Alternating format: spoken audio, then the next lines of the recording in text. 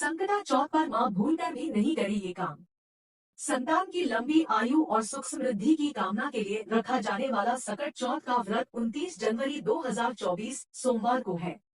हर वर्ष ये पर्व माघ माह के कृष्ण पक्ष की चतुर्थी तिथि पर मनाया जाता है। सकट व्रत को संकष्टी चतुर्थी, तिलकुट और माघी चतुर्थी के नाम से भी जाना जाता है। इस व्रत में महिलाएं दिन भर व्रत रखती हैं और शाम के समय भगवान गणेश की पूजा करती हैं। इसके बाद चंद्रमा के दर्शन कर अर्घ्य देते हुए व्रत का पालन करती हैं। इस व्रत को करने से गणेश जी प्रसन्न होते हैं और सुख समृद्धि का आशीर्वाद देते हैं। कहा जाता है कि इस व्रत के दौरान मांगी जाने वाली सभी मनोकामनाएं भी पूरी हो जाती है। हालांकि इस व्रत के दौरान कुछ सावधानियां बरतनी चाहिए। आइए जानते हैं इस दिन किन बातों का विशेष ध्यान रखना चाहिए। संकटा चौथ है, जिसे तिलकुट चौथ, संकटा चौथ, माघ चतुर्थी, संकष्टी चतुर्थी के नाम से भी जाना जाता है। ये दिन पूरी तरह से भगवान गणेश को समर्पित है। सकट चौथ पर विधि विधान के साथ गणेश जी की पूजा की जाती है। साथ ही भगवान शिव, माता पार्वती, कार्तिकेय, नंदी एवं चंद्रदेव की पूजा का विधान माना जाता है। सकट चौथ का व्रत एक माँ अपनी संतान की लंबी उम्र के लिए रखती है और सकट चौथ का व्रत रखने के दौरान कुछ नियम अनिवार्य हैं। एक सकट चौथ व्रत के दौरान भगवान गणेश की पूजा करने के बाद चंद्रमा को अर्घ्य देने का विधान है। ऐसे में जब भी आप चंद्रमा को अर्घ्य दें तो इस बात का जरूर ध्यान रखें कि अर्घ्य के दौरान आपके पैरों में जल के छींटे न पड़े। सकट चौथ के दिन भूलकर भी भगवान गणेश को तुलसी अर्पित ना करें। इससे भगवान गणेश नाराज हो सकते हैं। पूजा के दौरान व्रती महिलाएं गणेश भगवान को अति प्रिय दुर्वा चढ़ाएं। सकट चौथ के दिन जमीन के अंदर उगने वाले कंद मूल का सेवन नहीं करना चाहिए। मूली, प्याज, चुकंदर और गाजर खाना आज व्रती के लिए मना होता है। सकट चौथ के दिन चंद्रमा को अर्घ्य देने पर ही व्रत पूरा होता है। इसलिए चंद्रमा को अर्घ्य दिए बिना आप व्रत को ना तोड़े। हिंदू धर्म में काला रंग अशुभ माना जाता है। किसी भी तरह का शुभ कार्य या धार्मिक अनुष्ठान करते समय काले रंग के कपड़े पहनना वर्जित माना जाता है। ऐसे में सकट व्रत करते समय महिलाएं भूलकर भी काले रंग के कपड़े न पहने। इस दौरान माताएं पीले या लाल रंग के कपड़े पहनना शुभ रहेगा। सकट चौथ व्रत तभी पूरा होता है जब गणेश जी की पूजा करने के बाद चांद के दर्शन करते हुए उन्हें अर्घ्य दिया जाए। बिना चंद्रमा को अर्घ्य दिए पूजा अधूरी मानी जाती है। ऐसे में भूलकर भी बिना चंद्रमा को अर्घ्य अर्पित किए व्रत नहीं खोलना चाहिए।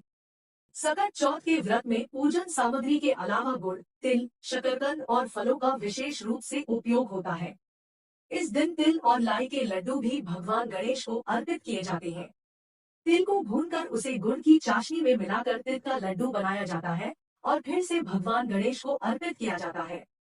मान्यता है कि पूजन से प्रसन्न होकर प्रथम पूज्य गणेश जी अपने भक्तों के सभी कष्टों को क्षण में दूर कर देते हैं।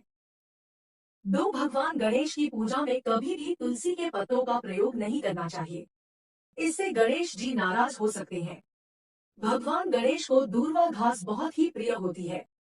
ऐसे में उनकी कृपा पाने के लिए पूजा में उन्हें दूर्वा घास जरूर अर्पित करें। पौराणिक कथा के अनुसार गणेश जी ने तुलसी जी का विवाह प्रस्ताव ठुकरा दिया था, जिसके बाद तुलसी जी ने गणेश जी को दो विवाह का श्राप दिया था। तो वहीं गणेश जी ने तुलसी जी का विवाह एक राक्षस के साथ होने का श्राप दिया। इसके बाद गणेश पूजन में तुलसी का प्रयोग नहीं किया जाता है। सकट व्रत रख रहे तो इस दिन भूल से भी गणेश जी की सवारी मूषक यानी चूहे को सताना नहीं चाहिए। ऐसा करने से गणेश जी नाराज हो सकते हैं।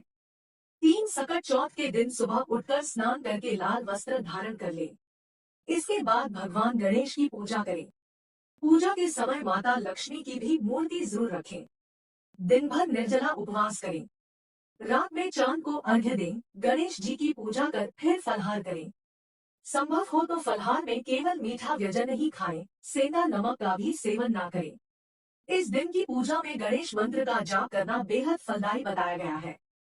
गणेश मंत्र का जाप करते हुए 21 दुर्वा भगवान गणेश को अर्पित करना भी बेहद शुभ होता है। गणेश जी को लड्डू बेहद पसंद होते हैं। ऐसे में इस दिन की पूजा में अन्य भागों के साथ आप बूंदी के लड्डू का भोग लगा सकते हैं। लड्डू के अलावा इस दिन गन्ना, शकरकंद, गुड़, तिल से बनी वस्तुएं, गुड़ से बने हुए लड्डू और घी अर्पित करना बेहद ही शुभ माना जाता है। 3 वैसे तो कभी भी किसी भी जीव को नहीं सताना चाहिए। लेकिन सकट चौथ का व्रत रख रहे हो तो ये गलती बिल्कुल ना करें। साथ ही इस दिन भूल से भी गणेश जी की सवारी मूषक यानी चूहे को ना सताए। ऐसा करना आपको गणेश जी की नाराजगी का शिकार बना सकता है। सकट चौथ की पूजा में गणपति को दूर्वा, पान का पत्ता, फूल, मोदक, लड्डू अर्पित करें। लेकिन ध्यान रहे कि गणेश जी को गलती से भी तुलसी नहीं चढ़ाएं। गणेश पूजन में तुलसी का प्रयोग नहीं किया जाता है, क्योंकि तुलसी माता ने गणेश जी को श्राप दिया था। इसलिए गणेश जी की पूजा में तुलसी का उपयोग वर्जित है। सकट चौथ के दिन गणेश मंदिर में जाकर गणपति जी के दर्शन जरूर करने चाहिए। ऐसा करने से व्यक्ति के करियर में आ रही बाधाएं दूर हो सकती हैं। साथ ही तरक्की के योग भी बनते हैं। सकट चौथ पर पूजा के समय गणेश जी के समक्ष एक श्री यंत्र स्थापित करें और उस पर 2 सुपारी रख दें। पूजा समाप्त होने के बाद इस सुपारी को एक लाल रंग के कपड़े में बांधकर तिजोरी या धन स्थान पर रख दें। ऐसा करने से आपको धन की समस्या से मुक्ति मिल सकती है। 4 संतान को करियर में लाभ। सकट चौथ के दिन पूजा में मिट्टी से गणेश जी बनाएं और पंचोपचार विधि से उनकी पूजा करें। इस दिन गणेश जी को पीले वस्त्र पहनाएं। शाम को चंद्रमा को जल देकर व्रत समाप्त करें। तिल और गुड़ का भोग लगाएं। प्रसाद में गुड़ और तिल दे। मान्यता है, इससे संतान के करियर में लाभ मिलता है। बच्चे की सुरक्षा के लिए इस दिन भगवान गणेश की पूजा करते वक्त संकटनाशन गणेश स्तोत्र का पाठ करें। कहा जाता है ऐसा करने से सभी दुख, कष्ट और विघ्न बाधा दूर होती है। तनाव से मुक्ति। सकट चौथ के दिन रात को पूजा के बाद चंद्रमा को अर्घ्य दें। ओम सोम सोमाय नम मंत्र का जाप करते हुए चांद को जल चढ़ाएं। इससे मानसिक तनाव दूर होता है। गंध, अक्षत, पुष्प, धूप, दीप, नैवेद्य, ऋतु फल आदि से गणेश जी का षोडशोपचार विधि से पूजन करें और चंद्रमा को अर्घ्य भी दें। चंद्रमा को अर्घ्य देते समय चंद्राय नमः, ओम सोमाय नमः मंत्र का उच्चारण करते रहना चाहिए। व्रती को इस दिन चंद्रमा के उदय की विशेष प्रतीक्षा रहती है। व्रत करने वालों के लिए यदि संभव हो तो 10 महादान, जिनमें अन्नदान, नमक का दान, गुड़ का दान, स्वर्ण दान, तिल का दान, वस्त्र का दान, गौघृत का दान, रत्नों का दान, चांदी का दान और 10वां शक्कर का दान करें। ऐसा करके प्राणी दुख, दारिद्रता, कर्ज, रोग और अपमान के विष से मुक्ति पा सकता है। यदि यह सभी दान संभव न भी तो भी तिल और गुड़ से बना पिंड, पर्वत का ही दान करके इष्ट कार्य की प्राप्ति और संकट हरण भगवान गणेश की कृपा का पात्र बन सकते हैं। इस दिन गौ और हाथी को गुड़ खिलाने से अकाल मृत्यु का भय नहीं रहता। विद्यार्थी वर्ग गणेश चतुर्थी के दिन गं गणपते नमः का 108 बार जप करके प्रखर बुद्धि और विद्या प्राप्त कर सकते हैं। एक दंताय विद्महे वक्रतुंडाय धीमहि तन्नो दन्तिः प्रचोदयात् का जब जीवन के सभी संकटों और कार्य बाधाओं को दूर करेगा। 5 हिंदू धर्म शास्त्रों के अनुसार चंद्रमा को औषधियों का स्वामी और शीतलता का कारक माना जाता है। ऐसे में महिलाएं सकट चौथ पर चंद्रदेव की पूजा कर संतान के दीर्घायु और निरोग रहने की कामना करती है। मान्यता है कि सकट चौथ पर चंद्रदेव को अर्घ्य देने से सौभाग्य प्राप्ति होती है। कहते हैं इस दिन शाम के समय चंद्रमा को अर्घ्य देने से मन के नकारात्मक विचारों से छुटकारा मिलता है। साथ ही सेहत के लिए भी फलदायी माना जाता है। यही कारण है कि सकट चौथ पर भगवान गणेश की पूजा करने के बाद चंद्रमा को अर्घ्य दिया जाता है। पौराणिक कथा के मुताबिक सकट चौथ के दिन ही श्री गणेश ने माता पार्वती और भगवान शिव की परिक्रमा की थी। मान्यता है कि इस दिन रखा गया व्रत संतान के लिए पुण्य फलदायी होता है। व्रत के पुण्य प्रताप से संतान के जीवन के सारे दुख दूर हो जाते हैं। यही नहीं, इस दिन गणेश जी की पूजा और चंद्रदेव को विधि अनुसार अर्घ्य देने से संतान को लंबी आयु का वरदान मिलता है। जीवन से हर तरह की नकारात्मकता, बीवियां, तनाव आदि दूर हो जाते हैं। निसंतान को भी संतान सुख प्राप्त होता है। 6 सकट चौथ व्रत शुरू करने से सबसे पहले सुबह स्नान कर पूजा के लिए भगवान गणेश को स्थापित करें। गणेश भगवान के सामने हाथ जोड़कर पूजा और व्रत का संकल्प लें और फिर उन्हें जल, अक्षत, दूर्वा घास, लड्डू, पान, धूप आदि अर्पित करें। अक्षत और फूल लेकर गणपति से अपनी मनोकामना पूरी करने के लिए प्रार्थना करें। गणेश पूजन के बाद चंद्रमा को शहद, चंदन, रोली मिश्रित दूध से अर्घ्य देकर पूजन के बाद लड्डू को प्रसाद को रूप में ग्रहण करें। अंत में ओम गं गणपते नमः मंत्र बोलते हुए गणेश जी को प्रणाम करें। 7 माघ महीने की कृष्ण पक्ष की चतुर्थी संकष्टी गणेश चतुर्थी तिलकुट चतुर्थी, संकटा चौथ, तिलकुट चौथ व्रत को लेकर एक कथा भी प्रचलित है। कहा जाता है कि सत्यवादी राजा हरिश्चंद्र के राज में एक ब्राह्मण व उसकी पत्नी भी रहते थे। एक समय उनका एक पुत्र की प्राप्ति हुई और कुछ समय बाद वे मृत्यु को प्राप्त हो गए। ब्राह्मणी दुखी लेकिन पुत्र के जीवन को संवारना ही उसका लक्ष्य था। अतः वह गणपति का चौथ का व्रत रखते हुए उसकी परवरिश करने लगी। एक दिन एक कुम्हार ने बच्चे की बलि अपनी कन्या के विवाह के उद्देश्य से धन के लिए दे दी। इसके बाद वह कष्टों में घिर गया जबकि बच्चा खेलता हुआ मिला। यह वृत्तांत जब राजा हरिश्चंद्र को सुनाया गया तो वह उसने व्रत की महिमा बताई। पंडित राजेंद्र तिवारी ने बताया कि तिल चौथ सकट चौथ पर चंद्रोदय का समय रात्रि 8:20 पर शुभ मुहूर्त है। इसमें चंद्रमा को जल अर्पित किया जाता है।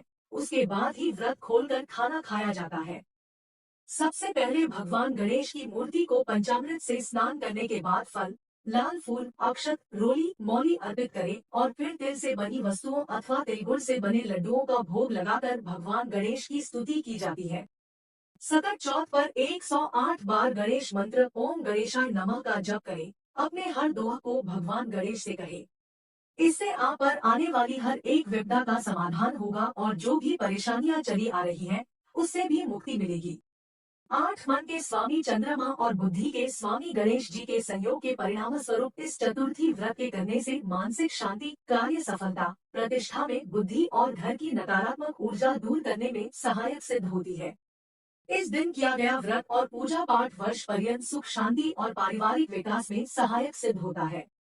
यह उत्तर भारतीयों का प्रमुख पर्व है। शास्त्र परंपरा के अनुसार इस दिन गुड़ और तिल का पिंड बनाकर उसे पर्वत रूप समझकर दान किया जाता है। गुड़ से गौ की मूर्ति बनाकर जिसे गुड़धेनु कहा जाता है का दान रात्रि में चंद्रमा और गणेश की पूजा के उपरांत अगले दिन प्रासद स्वरूप दान करना चाहिए। चतुर्थी तिथि भगवान गणेश को समर्पित होती है। इस दिन व्रत और पूजा पाठ से भगवान गणेश जीवन में सभी तरह बाधाएं को दूर करते हैं।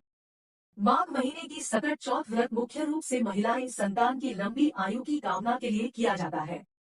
ऐसी मान्यता है इस दिन व्रत रखने से सभी तरह के संकट खत्म हो जाते हैं और जीवन में सुख समृद्धि की प्राप्ति होती है। ऐसे मान्यता है भगवान गणेश ने माता पार्वती और भगवान शिव की परिक्रमा सकट चौथ के ही दिन की थी, जिस कारण से इस व्रत का विशेष महत्व होता है। प्रिय दोस्तों, आज के वीडियो में बस इतना ही। हमारे द्वारा दी गई शास्त्रों अनुसार जानकारी आपको अच्छी लगी हो तो वीडियो को लाइक, शेयर एंड सब्सक्राइब और कमेंट बॉक्स में जय संकटा चौथ माता अवश्य लिखें। धन्यवाद।